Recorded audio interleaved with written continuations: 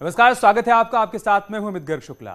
Car में lift लेने की भूल एक शख्स को अपनी जान देकर चुकानी पड़ी। बरेली से हल्द्वानी के लिए निकले इब्राहिम को पीलीभीत होते हुए अपने घर पहुंचना था, लेकिन रास्ते में न जाने ऐसा क्या हुआ कि साथ बैठे मुसाफिरों ने गला रेतकर उसे बीच बाजार में फेंक दिया। मारा कौन तुम्हें? भंगे मारे? अभी मारा, अभी कती अभी।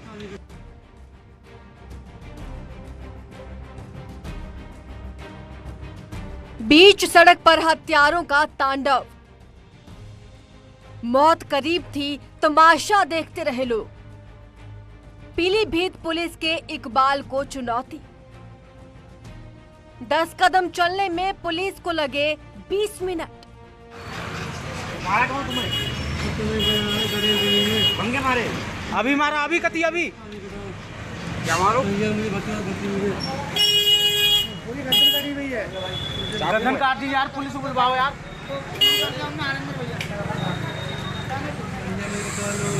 कह रहा तो ईंट लगा दे यार सर के नीचे।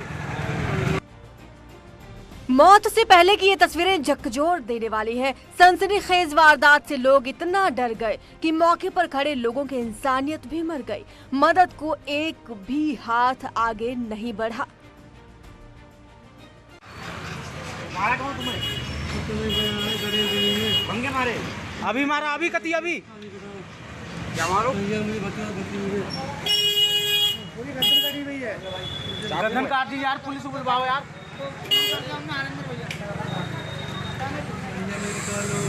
कह रहा तो ईंट लगा दे यार सर के नीचे। घटना पीलीभीत शहर के बीचों बीच की है। यूं तो पीलीभीत में पुलिस सुरक्षा के बड़े बड़े दावे होते हैं, लेकिन पुलिस चौकी से 10 कदम की दूरी पर तालिबानी स्टाइल में मर्डर हुआ। न खाकी वाले नजर आए, न मदद के लिए वक्त पर एम्बुलेंस पहुंची। गाड़ी के अंदर वारदात हुई और घायल आदमी गाड़ी से बाहर कूद के अपने जान बचा के भागने की भी कोशिश की। चोट ज़्यादा होने की वजह से और नीचे गिर गया। मिलते तत्काल सुनगढ़ी पुलिस मौके पर पहुंच के घायल को हॉस्पिटल भर्ती कराया है और जो संदिग्ध व्यक्ति को तलाश किया गया है और दौड़ा के उसका जो टैक्सी चालक को भी पकड़ लिया है, गाड़ी भी बरामद कर लिया है। मृतक इब्राहिम उत्तराखंड के हल्द्वानी का रहने वाला था और किसी काम के सिलसिले से बरेली गया हुआ था। लौटते वक्त उसने एक शेयरिंग टैक्सी ली जो पीलीभीत के रास्ते हल्द्वानी जाने वाली थी। इब्राहिम अपने सामान के साथ टैक्सी में सवार तो हुआ, लेकिन उतरा तो लहूलुहान था। नवाबगंज से जो सवारी भरते हुए गाड़ी आ रही थी, उसी गाड़ी के अंदर 2 लोग बैठे हुए थे। एक आदमी ने सामने बैठा और दूसरा आदमी इब्राहिम नाम के व्यक्ति जो हल्द्वानी के रहने वाला है, चाकू से उसके गले पे वार कर दिया और वहां से मौके से फरार हो गया। पीलीभीत के जिस टैक्सी स्टैंड पर युवक की गला रेत कर हत्या की गई, वो भीड़ भाड़ वाला इलाका है। सैकड़ों लोग हर वक्त वहां मौजूद रहते हैं। सिर्फ 10 कदम की दूरी पर मौजूद पुलिस को पहुंचने में 20 मिनट लग गए। जल्दी से जल्दी इस घटना को वर्कआउट करेंगे, क्योंकि ये व्यक्ति जो मृतक है वो बाहर का रहने वाला है और जो टैक्सी है वो भी बरेली से आई है, तो मुलजिम के लोग भी बाहर के रहने वाले हो सकते हैं। इसका ऐसे हमारा शक है। हैरत की बात है कि इतनी बड़ी वारदात के बावजूद पुलिस के आला अधिकारी एसी कमरों से बाहर नहीं निकले। इब्राहिम 6 भाई बहनों में सबसे बड़ा था और घर चलाने की जिम्मेदारी उसी के कंधों पर थी। 6 महीने पहले उसकी शादी हुई थी। कोई नहीं जानता हत्यारों ने वारदात को क्यों अंजाम दिया। फिलहाल परिवार में मातम पसरा है, तो पुलिस फरार टैक्सी और हत्यारों का पता लगाने में जुटी हुई है। पीलीभीत से न्यूज़ 18 के लिए सैयद कामर रजा की रिपोर्ट।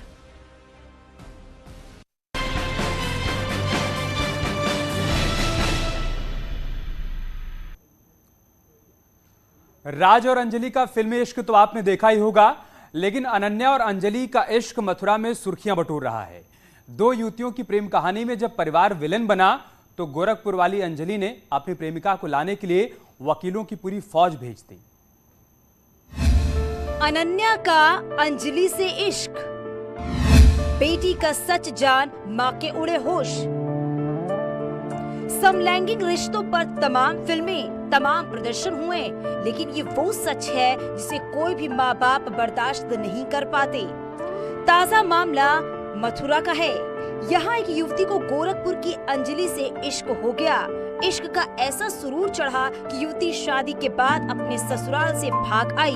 अब जिद है रहूंगी तो सिर्फ गोरखपुर वाली अंजलि के साथ। तिवारी वकील लेके आया था मेरी लड़की को।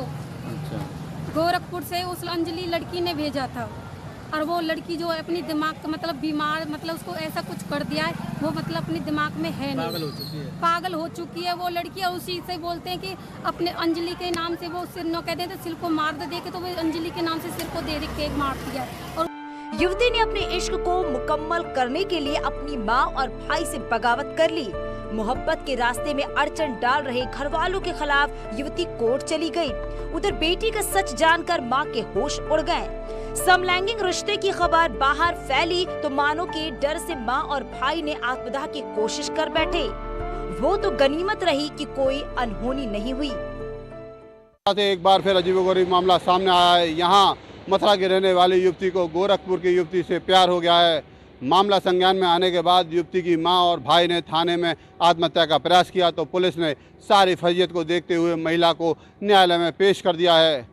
पीड़ित की मां ने तो कुछ महीने पहले युवती की शादी की गई थी, लेकिन युवती अपने ससुराल से लौट आई और गोरखपुर में अपनी प्रेमिका अंजलि के पास आने की जिद करने लगी, जिसके बाद मां ने अपनी समलैंगिक बेटी को रोकने के लिए पुलिस से मदद मांगी।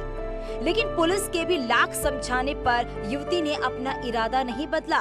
समलैंगिक संबंध गोरखपुर की किसी युवती के साथ हो गए हैं तथा वो उसी के साथ जाना चाहती है और उसके माँ बेटा जो है उसके वो उसको जाने से मना कर रहे थे।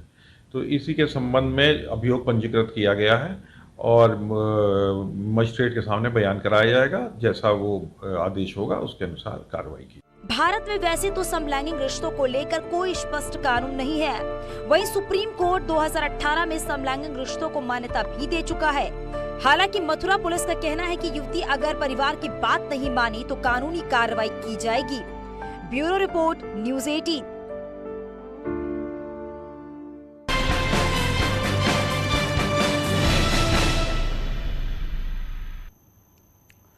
और अगली खबर एक बुजुर्ग दंपत्ति की हत्या से जुड़ी हुई है। ना कोई दुश्मनी ना कोई विवाद, लेकिन बुजुर्ग पति पत्नी की उनके ही घर में गला रेत कर बेरहमी से हत्या कर दी गई।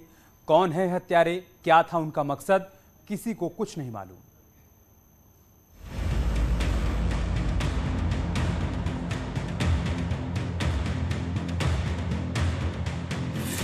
हरदोई में एक बुजुर्ग दंपति की हत्या से इलाके में सनसनी फैल गई। हत्यारे कौन थे, हत्या क्यों की गई, किसी को कुछ नहीं पता। पुलिस के सामने असली चुनौती इस ब्लाइंड मर्डर की गुत्थी को सुलझाने की है। देखने से ऐसा प्रतीत हो रहा है मौके पर कि ये कल देर शाम या अगली रात में किसी टाइम में कृत्य किया गया है। वारदात जिले के बघौली थाना इलाके में हुई। रात के वक्त पूरा गांव गहरी नींद में सो रहा था, तभी दबे पांव हत्यारों ने दस्तक दी। घर में दलित दंपति अकेले ही सो रहे थे। किसी को अंदाजा नहीं था कि मौत का तांडव होने वाला है। एक वृद्ध व्यक्ति लगभग 60 वर्ष के हैं, उनकी पत्नी, दोनों की हत्या हुई है। मौके पर देखने से पाया गया कि गले पर किसी धारदार हथियार से वार किया गया है। इनके पुत्र भी मौके पर हैं। किसी पर शंका कोई जाहिर नहीं की गई है। इसमें पड़ताल की जा रही है कि किस कारण हत्या की गई है। मृतक के दोनों बेटे दिल्ली में रहकर काम करते हैं। इस लिहाज से गांव वाले हर सुबह बुजुर्ग दंपति का हाल लेने पहुंचते थे। सुबह काफी वक्त बीत जाने के बाद भी जब दरवाजा नहीं खुला तो गांव वालों के जहन में अनहोनी का डर बन गया। आसपास के लोगों ने जाकर देखा तो घर का दरवाजा खुला पड़ा था। जब अंदर गए तो कमरे में दोनों के शव पड़े हुए थे। दोनों के गले पर धारदार हथियार से हमला किया गया था। सटाया हुआ था। फोर्स्ड एंट्री के कोई लक्षण नहीं पाए गए हैं। दोनों को किसी धारदार हथियार से गले पर वार किया गया है। काफ़ी ब्लड फ्लो हुआ है। बॉडी देखने से पता चलता है कि कल रात 8 से 10 के बीच में ये घटना कारित की गई है। संभवतः लगता है कि किसी परिचित के द्वारा घर में प्रवेश किया गया है। बुजुर्ग संतराम रिटायर्ड होमगार्ड थे। डबल मर्डर की खबर मिलते ही एसपी समेत तमाम आला अधिकारी मौके पर पहुंच गए। लेकिन ग्रामीणों से जैसे जैसे जानकारी मिलती गई, पुलिस के होश उड़ते गए। ग्रामीणों की माने तो बुजुर्ग की किसी से कोई दुश्मनी नहीं थी। ऐसे में रंजिशन हत्या का एंगल नजर नहीं आता। पुलिस भी अब तक ये नहीं समझ पाई है कि वारदात को क्यों और किसने अंजाम दिया। अभी तो किसी के द्वारा कोई ऐसी रंजिश या विवाद बताया नहीं गया है। पुलिस द्वारा सभी पहलू पड़ताल की जा रही है और कॉल डिटेल्स वगैरह भी देखे जाएंगे। कहीं कोई आया गया हो या कोई और बात है तो उससे नतीजा कोई निकलेगा। डबल मर्डर की वारदात से बघौली इलाके में दहशत का माहौल है। किसी को समझ नहीं आता कि बुजुर्ग पति पत्नी की जान का दुश्मन कौन था। फिलहाल पुलिस घटना के सभी पहलुओं की जांच पड़ताल में जुटी हुई है। हरदोई से न्यूज़ 18 के लिए आशीष मिश्रा की रिपोर्ट।